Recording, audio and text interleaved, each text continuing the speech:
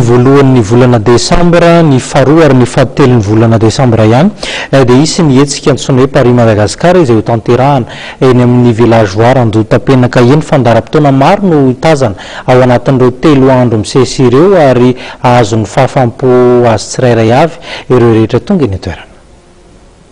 Rahabatsika rehetra mpanaraka ny vaovao na TV izahay ao Paris Madagasikara dia mikarakara ny hetsika hoe Paris Madagasikara. Paris Madagasikara dia tsy inona fa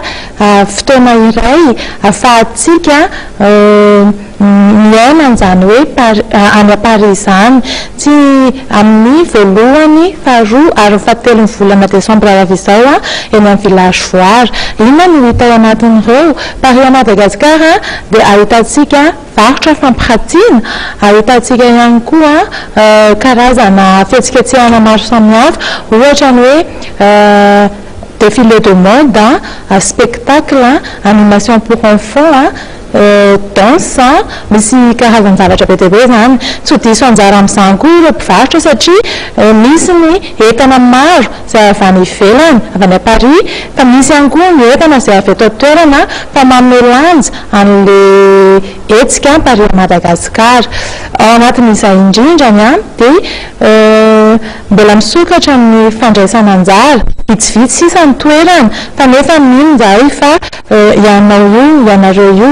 izay te handray anjara dia efa manana ny efa afaka miantso anay amin'ny laharan-tarobia 033 14 136 65 033 14 136 65 034 86 315 69 ary 032 24 976 18 ireo laharan-tarobia ireo ahafahana